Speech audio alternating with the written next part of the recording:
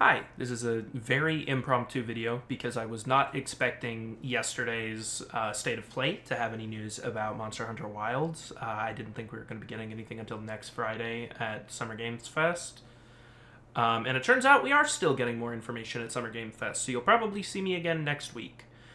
Today is the day after the State of Play. I was just super busy doing other stuff yesterday, so I wanted to sit down now that the trailer has been out for a little bit and I've had some time to ruminate on things, kind of go through it bit by bit and talk about that stuff, as well as using some auxiliary information from the website and the PlayStation blog. So I have those pulled up as well, just so that I have as much information as possible. I've been trying my best to stay up to date with the game. So if you're trying to go into this experience blind, maybe don't watch this. If you've already seen the trailer, I'm not going to talk about any information that hasn't already been publicly released. Obviously, I'm not an insider at Capcom. I don't know anything like that, but I am going to be talking about a lot of speculation and stuff. So if you're trying to go into this blind, maybe don't watch this one. That's okay. Other housekeeping things. I've got all three of my boys in the bed back there. I got my two dogs and my husband. So if you see weird lumps moving in the background, that's them. And I appreciate them being ever so patient with me and letting me talk about Monster Hunter for a long time and putting up with it. So yeah, without any other further ado, I guess let's get started with the trailer. I'm going to try not to be annoying and pause every 30 milliseconds, but there's a lot of information in this trailer alone. You just kind of have to dig for it. Okay, so remember when I said I wasn't going to pause every 30 milliseconds? This here, I want to talk about just because immediately we have a very Monster Hunter 4 reminiscent opening. Monster Hunter 4 opened, of course, with your hunter on the sand ship and meeting the Caravaneer.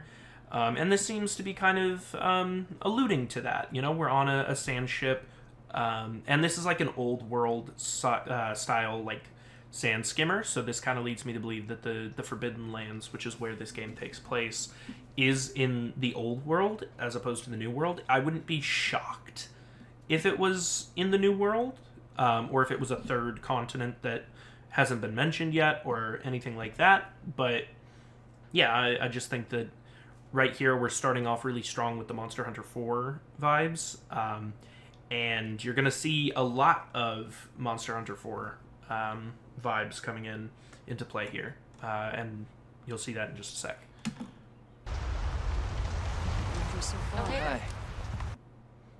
Okay, I'm going to let this play out, actually.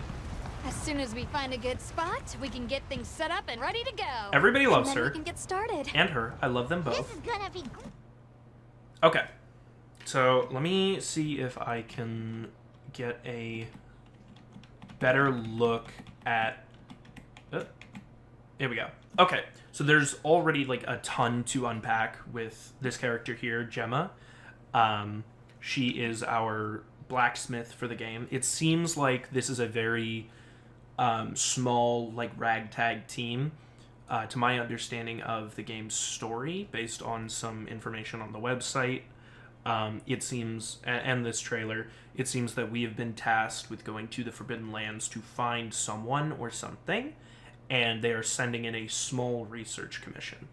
And that's important because the research commission,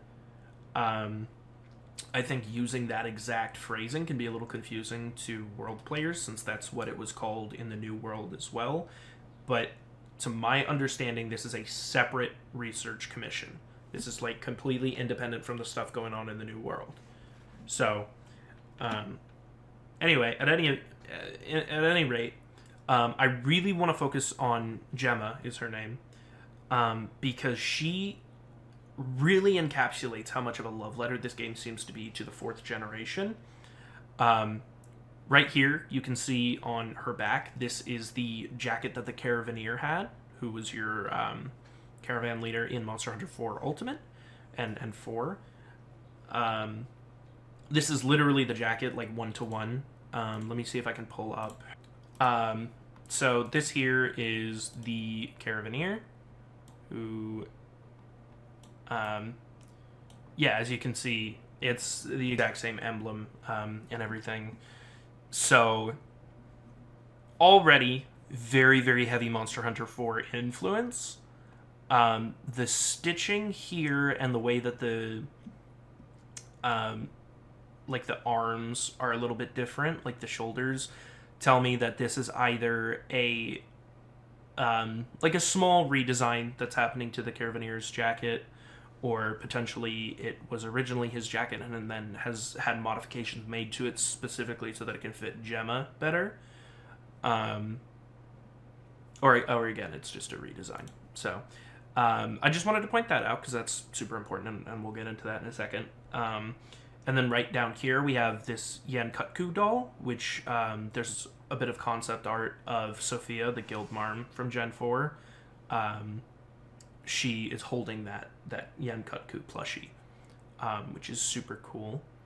And then just back here in her design in its entirety, let's see if we can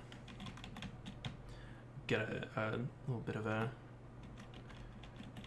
better look at her. That might be the best look we get. Turn that up a little bit. So yeah, here is where then like we get the final little like piece of the puzzle for Generation 4 references on this character. These goggles and like having the open stomach here, those are both really reminiscent of the design of Little Miss Forge, who is an apprentice blacksmith in Monster Hunter 4 Ultimate who joins the caravan partway through your journey. For the entirety of the game, your blacksmith is the man, but Little Miss Forge is there starting from the end of the Hearth storyline, like onwards, so like the second village you go to. And that's led a lot of people to believe that Gemma is potentially Little Miss Forge. I don't know if I believe that. I don't think that this is Little Miss Forge, because as far as I'm aware, Little Miss Forge's name is Minael. What I think is more likely is that this is the daughter of the Caravaneer, or the granddaughter of the Caravaneer, or something like that. And she just, like, trained to be a blacksmith under Little Miss Forge, or potentially even under the man as well. So I think that this character is definitely a big love letter to all of the characters of the 4th generation. Like, she 100% comes from that caravan, regardless of how long it's been or who she's related to. Or she could just be an independent character who joins the caravan later on and then, you know, picks up all these aspects of the different characters. But I really, really like that. The only aspect of Caravaneer members that I don't see are the Wycoon and the street cook, and that's fine. Like, it's fine. We have the 3 or 4 really like major players of the caravan, the people that you remember the most. I will say this is I've seen this trailer probably at least 15 times now, and I'm noticing this detail here. If you actually look at the Caravanier's jacket, you can see that there's a lot of like frayed stitching, which is kind of leading me to believe that this is a like upcycled Caravanier's jacket. Like this was the Caravanier's jacket, and now it is Gemma's, and she has made some modifications to it to make it fit her, but it's very clearly an old jacket. It's not hers originally, which is great. I think that's a really cool detail. There's so much detail in this trailer, and like that's Monster Hunter's whole thing, is like details. So yeah, already really, really liking her. Gemma is, we love the 4th generation here. That's Monster Hunter 4U is my favorite by far. This character here, I want to double check, but I'm pretty sure her name is Alma. I have the website up for a reason. And yeah, Alma. So she is our handler, and I think she's got a really solid design for a handler. I'm a little hesitant to say that she I think it's possible that her design may have been altered after the response to World's Handler, because she just kind of feels weird. Like, she just looks like a college student, like a real world college student. Like the tortoiseshell pattern on these glasses, and just like the very like casual nature of what she's wearing just feels very peculiar, I suppose. This is gonna be great! You bet. So there we see that the Hunter and the Palico both have voice acting. This was revealed that your Hunter is in fact going to be fully voice acted and play a major part in the story. Palico's having voice acting, I think, is a long time coming. Palicos have always spoken the language in the Monster Hunter universe. As long as they keep doing the cat puns, I'm cool with it. I don't mind. It's like a little annoying, maybe, because it sounds like a very like anime, like small anime girl-esque kind of voice, but I'm gonna wait to see like the full performance, because it's really hard to judge how good it's going to be based on a couple lines in a trailer that I've heard many times over again and can be a lot more critical of because I've heard them so much. So I don't want to be too critical here. I hope we find them soon. And then that, plus this like little introduction flashback, kind of leads me to believe that we are looking for this kid's parents. And I want to double check his name because I always forget, because he's kind of the least interesting part of the trailer to me. Nada. And he's just a young boy.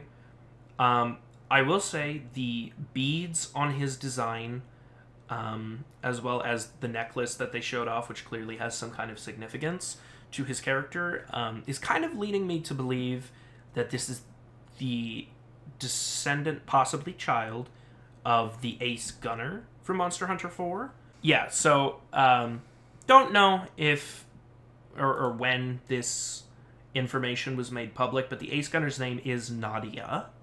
So could be a could be specifically a reference to the character, just like as an offhanded like sort of thing where it's just like, oh, this character is much like Gemma, is supposed to be reminiscent of a character. Maybe they're related, maybe they're not, but they're very clearly very similar. They have very similar skin tones, and it's kind of hard to tell in this image here, but there are a lot of beads incorporated into Nadia's design. I don't know if she's supposed to specifically represent like a specific kind of culture in either the Monster Hunter world or our world. Her design has always really reminded me of like depictions of like Native Americans and stuff, which with the kind of like Wild West cowboy theme that Wild seems to have going, is really cool. So I'm kind of hoping that we are in fact looking for the Ace Gunner, because she is one of my favorite characters in Monster Hunter 4. She's really fun, and I would love to see her expanded on more. We'll talk about this strapping young chap here in a second.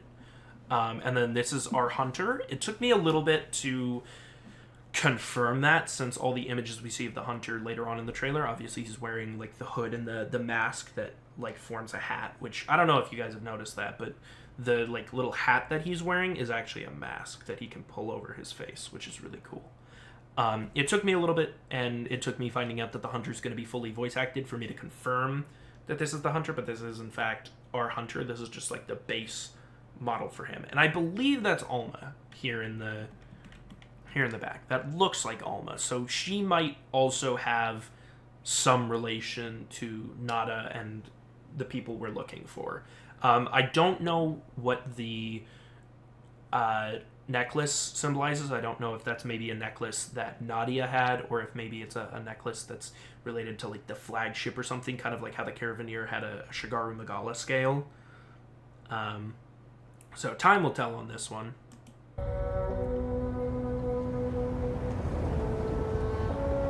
Look!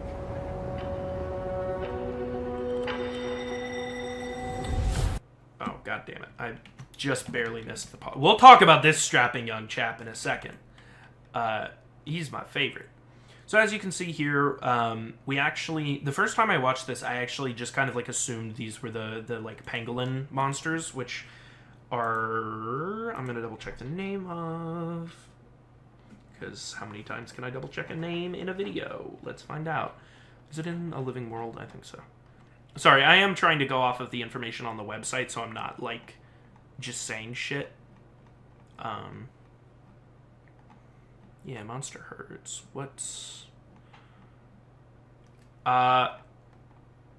We'll hear their name here in a second. They're like Seratanoth or something like that. I thought it was those, but these are actually... This is the pack, the bear pack, led by our good friend Doshiguma, which to me sounds like the name of a frontier monster. I don't know why, but it doesn't follow like the starting monster like Great Blank or Blank Drome. But I think it's supposed to be sort of on that power level, or maybe something like a Kechawacha, where it's sort of on a lower power level. I don't think it's supposed to be that important, but you can see that they are carrying off Seratanoth, a successful hunt. This is probably a cutscene, not live gameplay.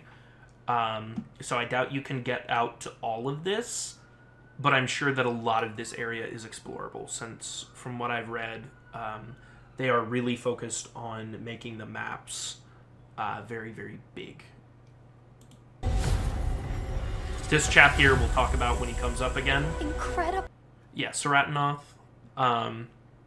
You can kind of see this sort of Drake up here. This is kind of like a Noyos or a... I can't remember what the other ones are called, but like sort of just like a very small bird-like flying wyvern. Very, very low on the power scale, just a small monster. But you can see there's a lot of natural lightning rods here, and then there's this huge structure that we know absolutely nothing about, and I am very excited to learn about. We have this like huge lush area of grass, and then you can kind of see here in the background there's some like arid deserts. So I think there's going to be a lot of transitional play in terms of the actual map having different biomes tied together. Let me double check.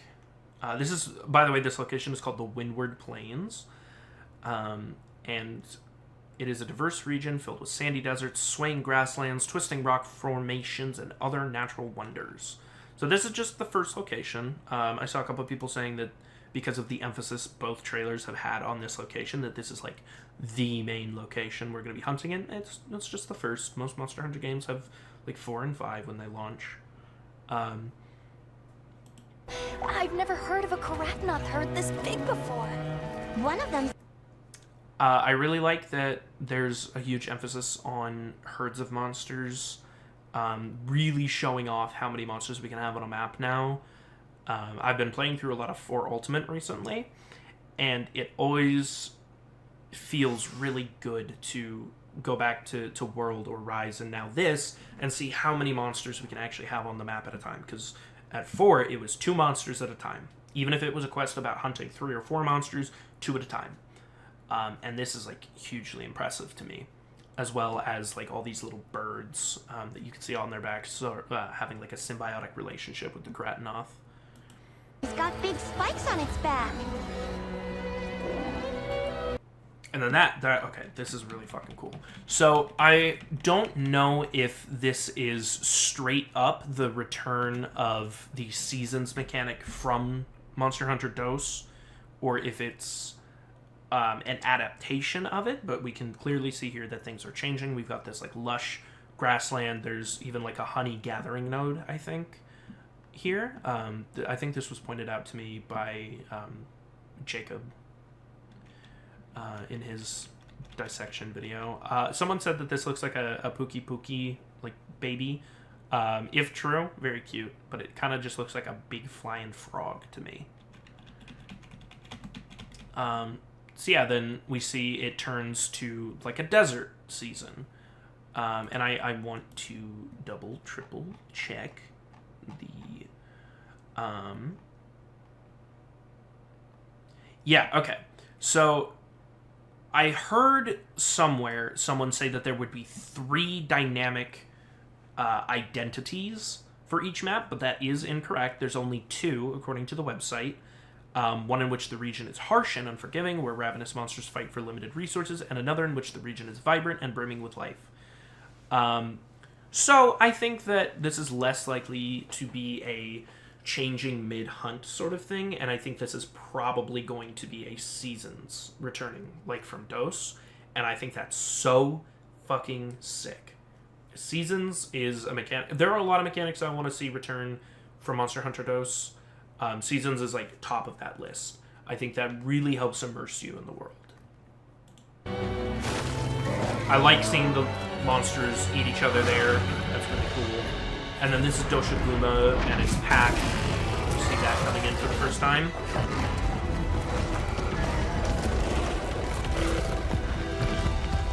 Now to lead it away from the pack. We'll make the... I'm gonna let this play out before I say anything, actually. So I want to say, I really like the environmental interaction of being able to separate this monster from its herd. I think the fact that they're really leaning into the fact that monsters are going to be in herds is really important, because there are a lot of monsters that have like weird ecology if you think about the fact that they're just like by themselves. Like, part of what makes Zinogre not work for me is it's a wolf monster, but it doesn't hunt in a pack.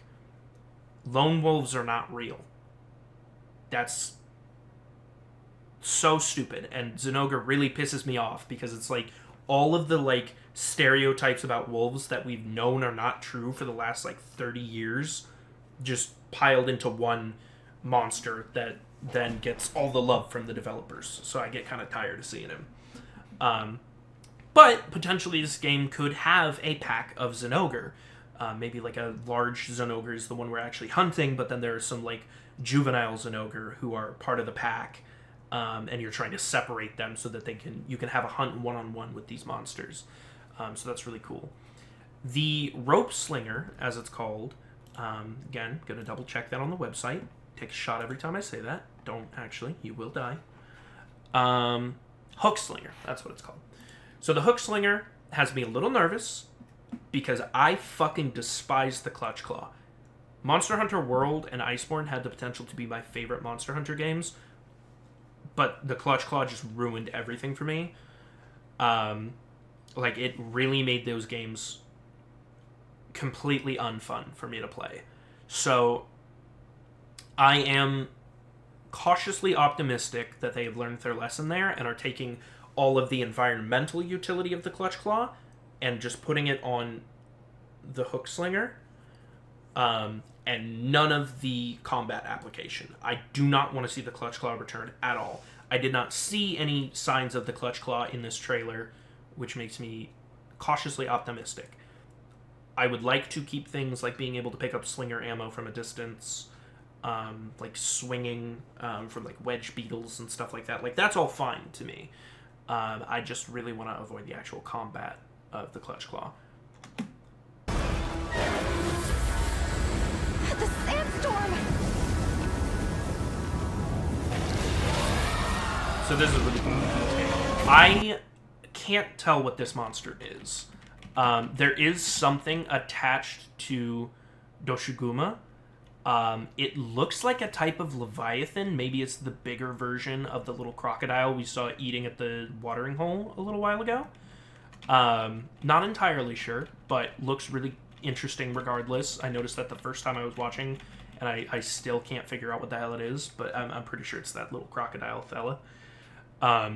This is cool. And then seeing the sandstorm come in, I think that's where a lot of people are getting confused with like the seasons mechanic, is they think that it's going to change mid-hunt. I don't think that's the case, because based on Like everything I'm seeing from the start of this hunt all the way to this point. Like when we see Doshiguma, it is in the dry season. Like it's very clearly dry season here. So I think that in the dry season you're going to see things like sandstorms, and that obviously that makes sense. You know, sandstorms predominantly happen because loose sand doesn't have things like grass growing to help keep it grounded when the like harsher winds come in. So I think it's going to be really interesting if we see sandstorms in the dry season and then much more lax storms comparatively during the other seasons. Also, want to shout out this Karatanoth right here. He's standing like a funny little lizard. I love when lizards stand like this. They look like little people. I think it's so funny, and I think this is really cool. I'm also just now noticing that the Karatanoth kind of have a similar body structure to gown goats from Sunbreak, which is kind of interesting. I don't think they're related or anything. I just wanted to point that out. I think that's interesting. And I'll talk about the mount here in a second, Sekret.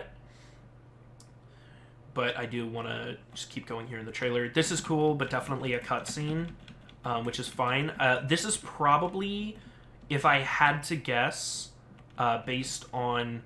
Yeah, so if you look kind of closely here, it's very blurry because my bitrate is shit. But if you look closely here, you can see that these three have been caught in a trap by another monster, which I believe is this monster here. And we're seeing this Doshiguma breaking out of like the trap and like pushing through. So I think this is the larger version of that little crocodile fella making sand traps, kind of like an antlion or something like that, which is really cool.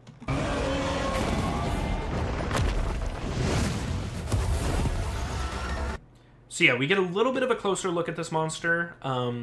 It's kind of hard to tell. It has a Leviathan body structure. That's kind of all we can really tell about it. They keep it obscured for a reason. They did say that during the not Tokyo Game Show, Summer Games Fest, they were going to be showing off a new monster, and I think it's probably this one. So, Now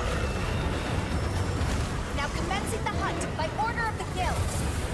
I really like that. That's a cool line. It reminds you that hunting is not just something that like a crazed lunatic can go out and do and like go kill 100 bears and skin them all just for the fun of it. Like this is something that has to be ordained by the guild, which is very important because I think there's a huge disconnect between the lore of Monster Hunter where it's like, yeah, the guild has these approved hunting areas and then the rest is where the monsters just get to go and be animals and we're not worried about them. Whereas here, it's like, okay, this area is very dangerous, this monster shouldn't be here, yada, yada, yada.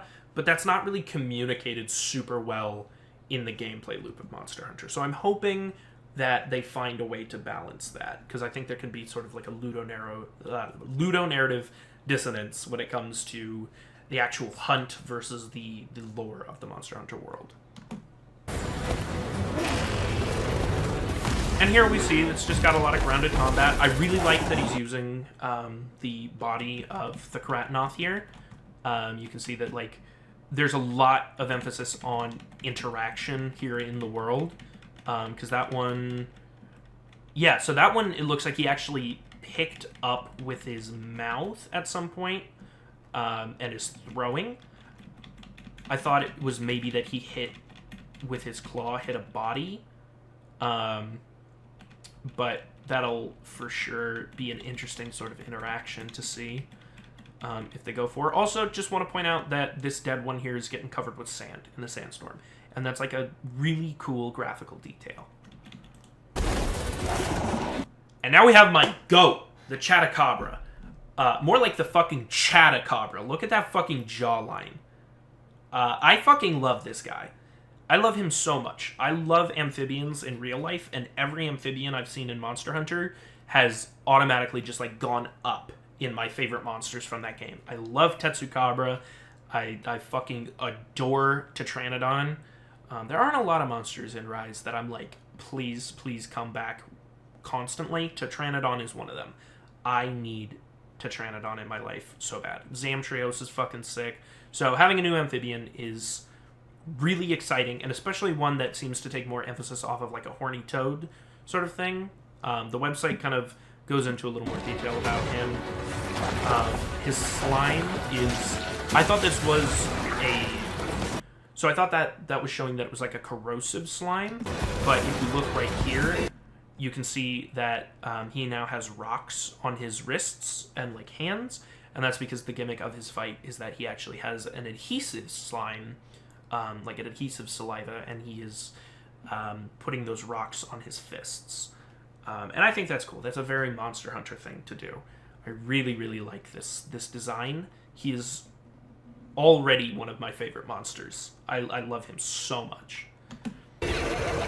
We don't see a lot of him in this trailer. We do see him beating the shit out of the hunter. And we use that as a way to show off using Sekret to get to safety. So I don't know if this is going to be like Rise, where there's like a second item list that you have to scroll through with your D-pad in order to get there, and then you can whistle and call for him, or if there's going to be a specific button, or if it's just going to be in the regular item bar. But I do want to talk about Sekret for a minute, just because I think it's very, very clear that Palamutes were the prototype for Sekret, and so there's a lot of mechanics that are going to be returning from Palamutes. Things like drinking potions on its back, sharpening, using it to get away from a monster. But I think it's going to be balanced a lot better in this game specifically because it looks like this map is going to be huge. And so I think having a mount is actually necessary in this map, and it's not going to make... It's not for the purpose of streamlining a hunt, it's for the purpose of giving you giving you tools to help navigate a much more dangerous environment. And it does seem like they're going to be kind of ramping up the difficulty, but not without like compromises to make the game a little easier. We'll talk about focus mode in a minute. But there are going to be ways that can like help offset this huge jump in difficulty, and one of those is using Sekret, kind of like Wirefalls from Rise.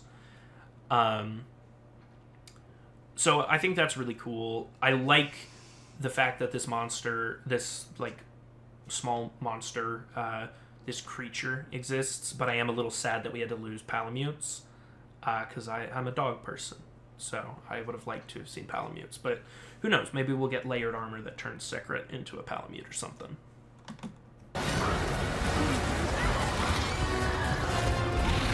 This is really cool. Oh my god. There's so much information in this trailer. I've seen so many people online who are like, absolutely nothing happened in this trailer. And I don't think that's the case. I think there's so much information in this trailer that you get overloaded with information. And so you're like, man, I feel like I came out of that trailer knowing nothing. That must mean there's nothing in this trailer. But in reality, it's just there's a lot of information in this trailer, and I think people are getting overloaded. This is super cool, seeing small monsters gang up on a monster. I really like seeing monster versus monster interactions. If we can do things similar to like how skink minks work in Rise, where there's like a way I can make a monster follow me and sort of force it into a situation where it's going to get ambushed by these smaller monsters, or even if I lead it to a Doshaguma nest and Doshaguma beats the shit out of him, or vice versa, like either way, I think that's really cool. So I'm very excited to see how this plays out in actual gameplay, or if this is like a very scripted thing that I'm going to become very tired of, like I did with Wyvern riding in Rise, where skink minks were no longer like a fun option. It was kind of like mandatory if you want to actually get through a hunt in a reasonable amount of time. And yeah, so we can see here that he did some iframes there, and then this is the big thing that I have yet to mention about Sekret. Sekret is kind of like a mobile base camp, sort of. We have already been told by the website that you can put a second weapon into Sekret. And I want to make sure there isn't anything else.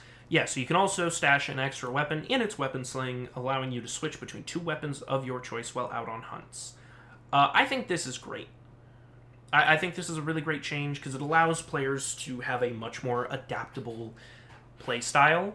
And it really does feel like you're preparing, you know? Like, I main Switch X, but, you know, maybe if Baroth is in this game, right? And I go out on a hunt, and it's like World, where you aren't told what you're hunting until you're, like, there in the moment and you see the cutscene and then the actual, like, hunt begins. If I'm like, oh shit, I have a Switch Axe, but I want a Baroth scalp, well, I have a hammer on Sekret. I can swap to hammer, and now I have access to blunt damage. So that's I'm very, very, very excited about this. And even just having the heavy bowgun here might encourage players to take a more active role in participating in the gunner gameplay style. You know, maybe I can snipe bitches from atop Sekret, and then as they get closer to me, swap to my Switch Axe, and then go in and actually like engage in the hunt on a melee combat sort of way. So I think there's a lot of opportunities being opened up here. And then, yeah, this is actual gameplay stuff, so we're seeing new moves for things like the Great Sword. This is the activation of Focus Mode, which, to my understanding, Focus Mode is something you can activate with all weapons that allows you to more accurately angle your attacks and guards, which I think is fine. I don't know if I'm ever going to use it, but it does help you target specific monster parts, which is nice, because sometimes I'll be fighting like Brachydios or something, and I'm trying to break his arm, but all of my axe chops are just like barely going over his arm and just hitting his scalp, which I've already broken, and that's kind of frustrating. So this will help help newer players and more like novice and intermediate players, kind of like myself, lock in to lock into the monster parts a little easier and help push that mechanic a lot. And if they're pushing an emphasis on targeting monster parts, I am hoping, knock on wood, that they are considering something more like the Barioth hunts, where as you break parts of the monster gets easier. Because that's part of what makes Barioth my favorite monster, is it's like, as I break more of Barioth's parts, the hunt becomes easier. And I think that's so sick, and I hope they incorporate that a lot more in Wilds. This is more heavy bowgun stuff. New moves here for that. I really like that. You as a lead hunter. This was pointed out to me in the video that Jacob made. That is the Ace Lancer from Monster Hunter 4, who now I need to find a picture of. And I should have pulled him up earlier when I was like, hey, we're going to talk about him in a second. But I'm a little stupid. You can't super see it, but this is very, very clearly the Ace Lancer from 4 Ultimate and 4... I don't remember if... Yeah, he's in base game 4. So I think that is kind of what leads me to believe that this is like a spiritual successor or direct continuation to Monster Hunter 4, and especially its story and characters, which makes me super excited as someone whose favorite game is Monster Hunter 4. So yeah, I'm super excited. The Ace Lancer becoming like a... like taking less of a hunter role and more of like an administrative role in the guild, it seems like. Seems very fitting for his character. Like, he kind of seemed like he was getting close to retirement during Monster Hunter 4. I think he even says like a line about wanting to retire at some point. But I think it's really cool to see him here, and it makes a lot of sense that he is sending an expedition to go find Nada's parents, especially if Nada's parents are his former hunting partner, Nadia, the Ace Gunner.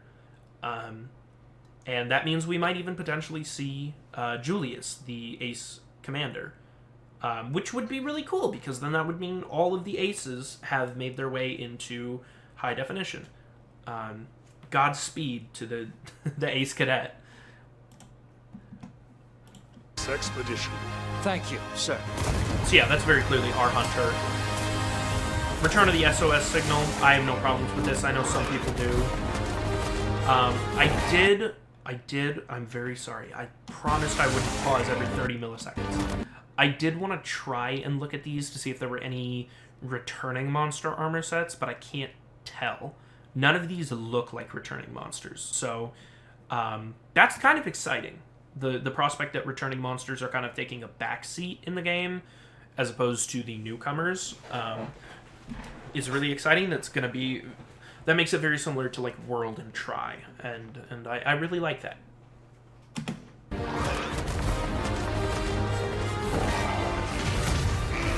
That is such a cool... Okay. I had to watch this trailer like multiple times, like this part of the trailer multiple times to make sure that I saw this correctly. This monster's attack impacts the sand around you. So like if you look, there's a little dent here in the sand where he's been moving, and then he attacks. Huge dent.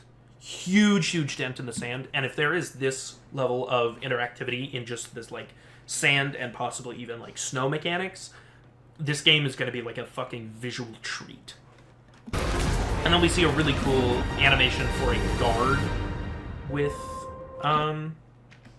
the great sword. That's really cool. And then you can kind of see here in the background, this looks reminiscent of like the Velocidrome, Gendrome, Iodrome, like gunner armor set. And this might be from like that crocodile monster that we're probably going to see during Summer Games Fest, or even just like the drome of those little raptors that were fighting Chatacabra.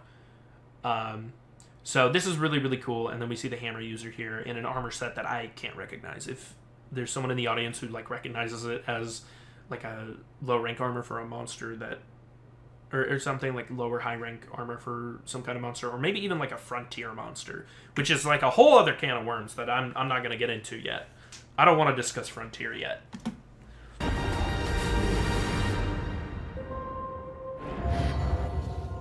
And then yeah, also pointed out to me in the Jacob reaction video, this is a fucking 6 here in the logo. I don't know how people don't understand this is Monster Hunter 6, but I guess that's just because not everyone is an autistic superfan like me, so they don't understand the like nuances. You know, like as far as I'm aware, Capcom has not sat down and said, this is Monster Hunter number 6. You know, like as far as I'm aware, they haven't done anything like that. But for those who are not autistic superfans, the way you can tell a mainline Monster Hunter is the generation that it's in is counting the dragon heads in the logo. So there's one here, one here, one here, one here, one here, and one here. That makes 6. And then there's also literally a 6 in the logo. Whether that's intentional or not, I don't know, but I think that's really funny. Because I do kind of miss when games were called Monster Hunter 4 Ultimate. So I think this is just like a cute callback to that. So really cool stuff. No release date yet, obviously, just like a broad 2025 release date. I was kind of hoping we would see an actual release date come of this, but even just like a summer 2025 kind of release date, like even just like a broad one. But we're still just counting on 2025. And then this here is I think that's cute. And that makes sense. You know, save data bonus is actually something that they've been doing more recently. In Rise, if you have save data for Monster Hunter Stories 2, you can get some items and vice versa with that game. So it definitely checks out, and especially if they're trying to push the like Capcom ID, that would make sense. And I'm hoping that means that there's going to be crossplay, since it's going to be like all their own stuff. But yeah, so that's the trailer. Really fucking cool. Like such a cool fucking trailer. There's so much information. If you want some more information, you should definitely check out the PlayStation blog from yesterday. There's a lot of really cool images and some more like discussion. Yeah, so that's really cool. We get names for things like Dalthodon, which we didn't see. I'm noticing they aren't naming the like little raptors or the crocodile fella that we saw. So I'm thinking those are going to take more of a front facing perspective in the Summer Games Fest trailer. So I did want to talk about this here. I don't think this necessarily deconfirms that we might get a new weapon or weapons in Wilds, but I think this pretty heavily kind of isolates the idea that, like, okay, we're just sticking with the 14. And I don't necessarily think that Monster Hunter needs a 15th or 16th weapon type. I would like to see Tonfa's reworked from Frontier, since we really don't have a fast and blunt weapon. I can definitely understand, like, the gameplay balance behind that. Like, the idea of being able to inflict stun really, really quickly could be really overpowered. So I can understand maybe why they don't want to do that. But I don't know. At some point, I would like to see a new weapon in Monster Hunter. Based on the information seen here, it seems like they're going to go with more of the approach that World had, where instead of taking a weapon and making some minor adjustments and then having a new weapon like all the other previous generations, they're just going to be focusing on fine-tuning the weapons that already exist. And again, I'm not mad about that. I think that's fine. So yeah, definitely check out the blog. Talks about focus mode here, if you're interested, and the hook slinger a little bit more. And then we talk about the hunter, who is fully voiced. This design is super cool. I love this new starter armor. It kind of reminds me of the Daring set, which is the starting armor in Monster Hunter 4. So obviously there's a lot of Monster Hunter 4 influence, and I think that's super cool. So yeah, this website, this blog post has a ton of information here, and I've been using it to cross-reference the actual Monster Hunter Wilds website, which is new. I think it was put up right after the trailer went up. So there's a lot of really cool information on here as well. So if there's anything that you maybe are thinking about, like maybe like, oh, I wonder if this has been talked about yet, maybe just check the website first to see if there's any new information there. I'm probably putting her in the thumbnail, to be honest. Everybody loves her. And I love her too. I can't be mad. Love Gemma. So yeah, there's a ton of cool stuff, and I've been talking for almost an hour about it. And I'm probably going to talk for at least another 30 minutes next Friday when the Summer Games Fest trailer happens. I'm not going to be, like, uploading my reactions to those, because I tend to just prefer to watch those, like, comfortably. Like, I enjoy the whole event, but I will definitely talk about anything that, like, super draws my attention like this. Yeah, the only other thing that I wanted to bring up is the fact that seasons are returning kind of makes me think that we might see the return of the Sunken Hollow and the Volcanic Hollow, but actually having those maps merged into one, which would be fucking awesome. For those who don't know, in Monster Hunter 4 and 4 Ultimate, early on in the game you hunt in a dormant volcano called the Sunken Hollow, and then as you progress through the story, eventually the volcano erupts and it becomes the Volcanic Hollow. So now there's these two forms of the map, pre-eruption and post-eruption. And I prefer the Sunken Hollow over the Volcanic Hollow, but I definitely see the appeal to both, and I think the Volcanic Hollow is really cool. I don't know if we'll actually see it in this game, since I don't know where the Forbidden Lands is in relation to especially a village like Hearth. But with all the references to Monster Hunter 4 just in this trailer alone, it wouldn't surprise me if the Forbidden Lands was, like, off of the Great Sand Sea, right? Like, if it was just on the other side of that Sand Sea, since we do see ourselves going through the Sand Sea. We might even see, like, flashbacks like we do in the trailer after we talk to the Ace Lancer and get information from him. We might even see, like, oh shit, we're going to go to Valhabar, and we're going to take off from there, and we're going to go. And then that means that maybe we could see the Sunken Hollow. But, again, no clue. I have no clue. That's pure speculation at this point. And I've drawn this off. I've drawn this on long enough. So, appreciate it for watching. For the people who are looking forward to the next Dark Souls smoking video, I am slowly working my way through that. That first video, I was able to get out really fast because it was a really short stream. The second video, the streams are a lot longer. So I need to get through those more. And also, I was unemployed for most of the time I was editing the first part, and I, thank God, have a job. So, I don't have as much time to edit. I do have a day job. But you could subscribe and like the video and comment nice things and make YouTube think that I'm really super swag and super cool, and then you could support me in making this my day job, which would be super cool and fun. And I also want to apologize. You've probably heard it in the background the entire time. I have my fan on. I live in Southern California. It's hot as shit here. I probably should have mentioned that at the start of this video, but yeah, I'm sorry. It's not super great audio, but I'd rather not literally burn to death.